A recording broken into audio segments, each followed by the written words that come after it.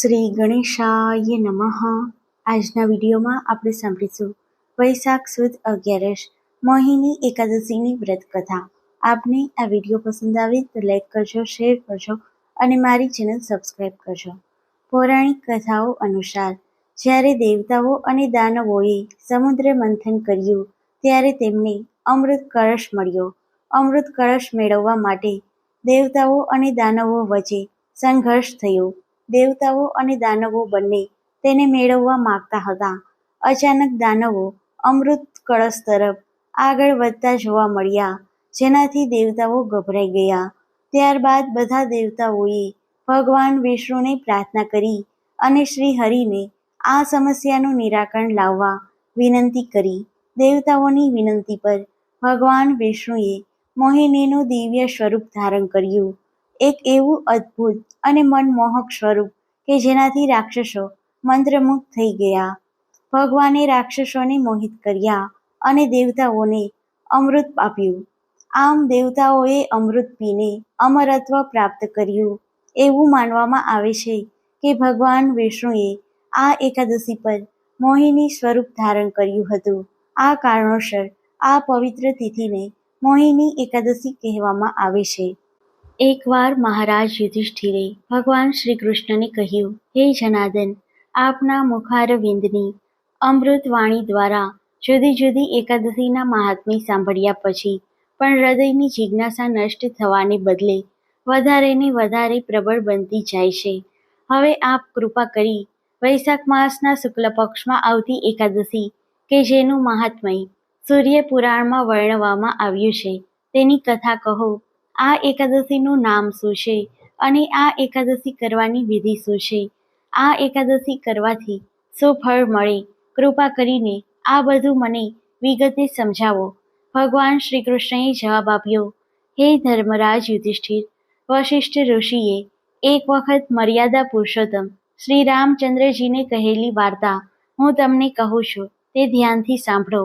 એક સમયની વાત છે કે ભગવાન રામચંદ્રજી તેમના ગુરુ મહર્ષિ વશિષ્ઠને પ્રણામ કર્યા અને હાથ જોડીને કહ્યું, હે ભગવાન, સીતાના વિરહથી હું ખૂબ જ વ્યથિત છું.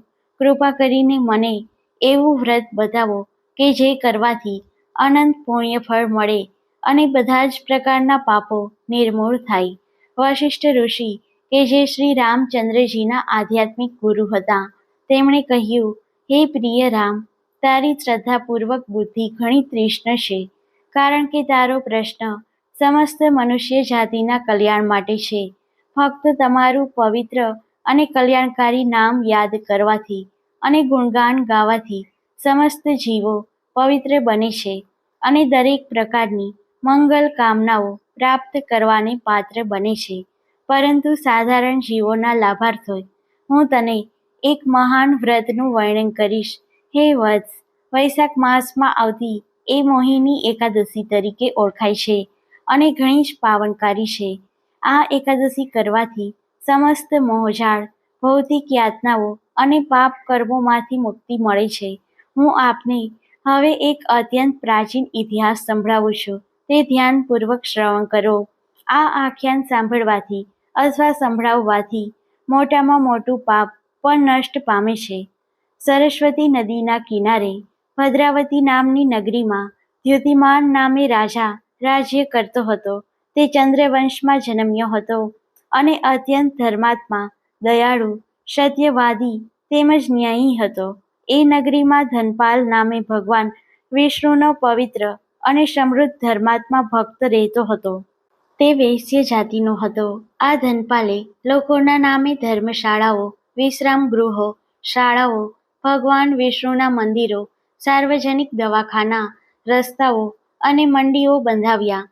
તેણે જળાશયો અને અન્ન ક્ષેત્રો બનાવ્યા. તેણે પીવાના પાણી માટે ઠેર ઠેર કૂવા ખોદાવ્યા અને નાહવા ધોવા માટે તળાવ બંધાવ્યા.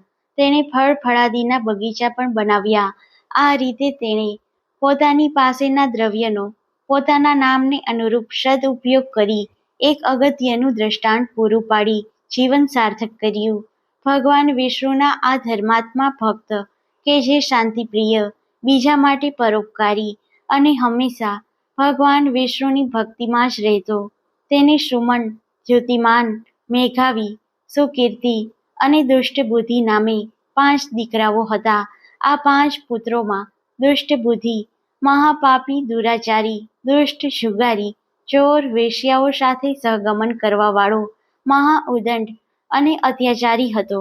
આ રીતે તે દરેક પ્રકારની પાપાચારી પ્રવૃત્તિઓમાં રચ્યો પચ્યો રહેતો અને આ રીતે એક પવિત્ર પિતાનો પુત્ર દુષ્ટ અને દુરાચારી બન્યો તથા કુટુંબને એક કાળો ધબ્બો લગાવ્યો.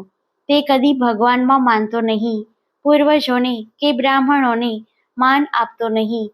તે હંમેશા પાપાચારી પ્રવૃત્તિઓમાં જ રચ્યો પચ્યો રહેતો અને આ રીતે તિરસ્કૃત જીવન જીવતો.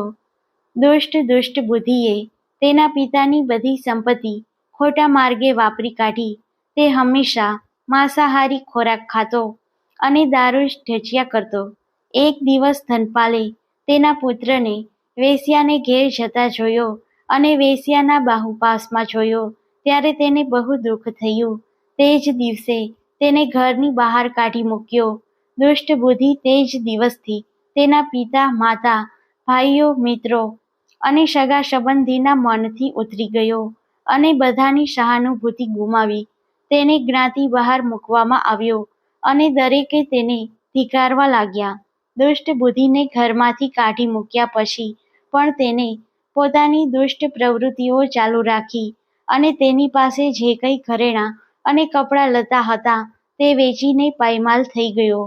તે બધી સંપત્તિનો પણ અંત આવ્યો.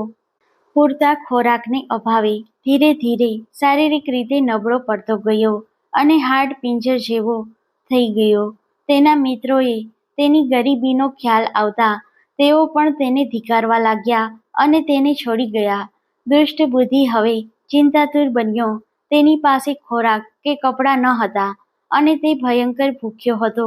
આથી તે પશ્ચાતાપ કરવા લાગ્યો કે હવે મારે શું કરવું, મારે ક્યાં જાવું, હું કેવી રીતે જીવી શકીશ. આ રીતે વિચારતા તેણે નક્કી કર્યું કે જીવવા માટે હવે ચોરી કરવા સિવાય બીજો કોઈ વિકલ્પ નથી. આ રીતે વિચારી તે ચોરી કરવા આખો દિવસ આમતેમ રખડવા લાગ્યો.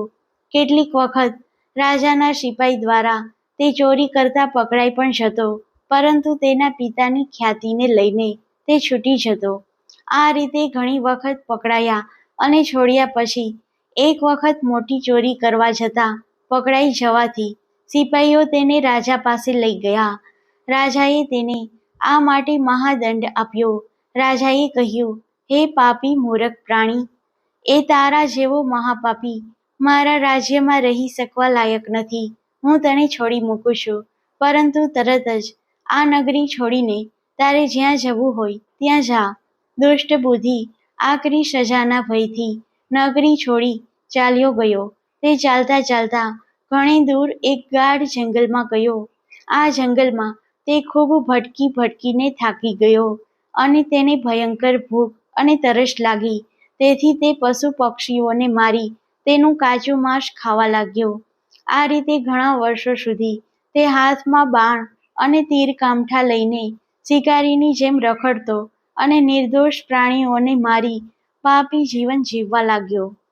દુષ્ટ બુદ્ધિ ઘણો દુઃખી અને ચિંતા કરતો હતો, પરંતુ એક દિવસ ભૂતકાળના પુણ્ય પ્રતાપે એક દિવસ રખડતો તે એક મુનિના આશ્રમમાં આવી પહોંચ્યો. તે વૈશાખ મહિનો હતો અને મુનિ પ્રાતઃકાળે ગંગામાં સ્નાન કરી આશ્રમમાં પાછા આવી રહ્યા હતા. સંયોગવશ દુષ્ટ બુદ્ધિ કે જે દુઃખને લઈને ખૂબ જ વ્યથિત હતો, મુનિના ભીના વસ્ત્રનો એક છેડો અડી ગયો. તેના પ્રભાવથી દુષ્ટ બુદ્ધિના પાપો તરત જ થોડા હલકા થઈ ગયા. એના હૃદયમાં વીજળી વેગે એક ચમકારો થયો અને તે મુનિની પાસે આવી પ્રણામ કરી બોલ્યો, હે પ્રભુ, હું અધમ અને ભયંકર પાપી છું. એવું કોઈ પણ પાપ નથી કે જે મેં ન કર્યું હોય અને તેથી મેં કરેલા કર્મોનું ફળ હું અત્યારે ભોગવી રહ્યો છું. હે પ્રભુ, મને કોઈ એવી યુક્તિ બતાવો જે હું ધન વગર સહેલાઈથી કરી શકું. અત્યાર સુધી અસંખ્ય પાપી પ્રવૃત્તિઓને લઈને મેં મારું ઘર, સંપત્તિ, સગા વહાલા અને મિત્રોને ગુમાવ્યા છે અને હું માનસિક યાતનાઓમાં ડૂબી રહ્યો છું. દુષ્ટ બુદ્ધિના આવા વચનો સાંભળી મુનિના હૃદયમાં દયા ઉત્પન્ન થઈ અને તેથી તેને કહ્યું, હે વત્સ, હું તને એક ઉત્તમ યુક્તિ બતાવું છું, જેનાથી થોડાક જ સમયમાં તને તારા બધા પાપોમાંથી મુક્તિ મળશે. તેથી હું તને જે કહું છું તે ધ્યાનથી સાંભળ.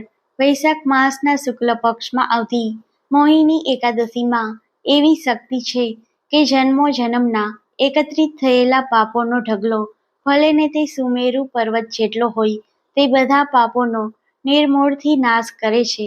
તેથી તું શ્રદ્ધાપૂર્વક આ એકાદશીનું વ્રત કરજે. મુનિના આ શબ્દો સાંભળી દુષ્ટ બુદ્ધિ ખૂબ જ ખુશ થઈ ગયો અને મુનિની સૂચના પ્રમાણે નિયમપૂર્વક તેણે મોહિની એકાદશી કરી. હે રાજન, આ મોહિની એકાદશી કરવાથી મહાપાપી દુષ્ટ બુદ્ધિ તરત જ બધા પાપોમાંથી મુક્ત બન્યો અને તેને દિવ્ય શરીર પ્રાપ્ત થયું અને ગરુડ ઉપર બેસીને વૈકુંઠ લોકમાં ગયો. હે રામચંદ્રજી, આ એકાદશી અજ્ઞાનતાના અંધકાર અને બધા જ પ્રકારની ભ્રાંતિ દૂર કરે છે. આ એકાદશી કરવાથી જે પુણ્ય મળે છે તેની લોકો પવિત્ર નદીઓમાં સ્નાન કરવાથી મળતું પુણ્ય, દાન કરવાથી કે તપ કરવાથી મળતું પુણ્ય પણ આવી શકે નહીં.